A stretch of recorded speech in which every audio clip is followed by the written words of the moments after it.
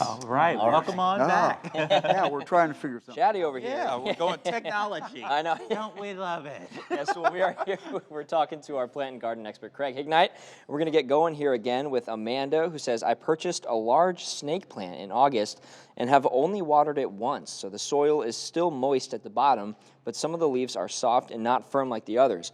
What could be the problem? You're checking too far down in the pot. We don't let the pot dry clear to the bottom. We want about the top third of the pot to dry out, and then go ahead and water it. Make sure you're draining all that excess, and then wait for the top third of the pot to dry out before you water it again. Are the ashes from my fireplace good for my garden, or will it cause problems? Well, it's good for the garden because it's potash. Just do not get carried away. I mean, a very, very thin amount put on the garden, and then worked in, of course, is going to add the potassium and phosphorus into the soil, but do not get carried away. It's very caustic. It'll throw your pH way off if you use too much of it. Alrighty, so I received a plant water monitor. Are those accurate? Oh, I live with a moisture meter in my hand when I'm watering. It takes a lot of the guesswork out of watering. Just follow the instructions. They're going to tell you how to use it. They don't want to get a lot of nasty letters from people that have used their product and destroyed plants. Just follow the directions. When is a good time to transplant a Christmas cactus?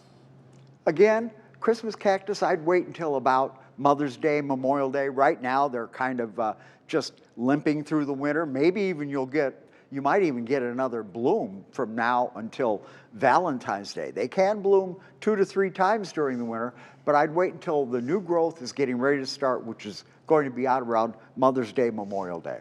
Alrighty, perfect. So my spider plant was thriving until late last summer. Now it is looking like it is dying, trying to climb out of the pot. What is happening to it? Okay. If you ever looked at the roots on a spider plant, they look like big white radishes. And what they do is they spiral around the bottom of the pot, and as they expand, they literally lift the plant right out of the pot.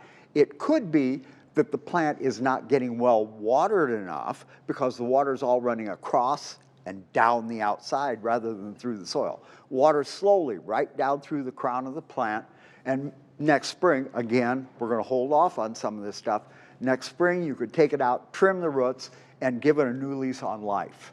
All right, this one, I'm having a hard time finding the right watering method for rosemary plants. I had one a few years ago, made the mistake of putting it outside in the summer. It died of a fungal disease, and I bought another one recently, and it began to show signs of being too dry, and I'm afraid that I've overdone the water. Suggestions? Okay. And this is something I normally do not tell people to do, but the rosemaries we got at work before Christmas, the instructions that came with them actually said when they were dry to set them in a container of water for about 10 minutes and let them draw the moisture up from the bottom. I normally do not suggest this, but that was the instructions with these plants.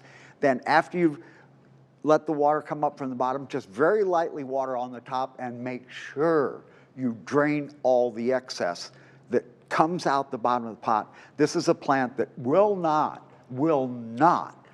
forgive you for wet feet. All right, so I cannot make my horsetail palm happy. It always looks brown and very sparse. Where is the best place to keep it, and how often should I water it? Okay, the palm would appreciate one of the brightest windows in your house. These, remember, down in the tropics, they grow out in full sun. They're not an understory tree.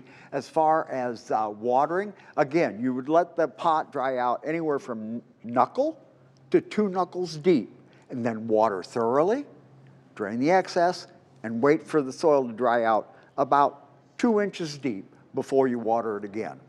All right, Craig Hignite, as always, thank you so much for coming in. Thank you, Craig. Yes, all right, and we'll see you.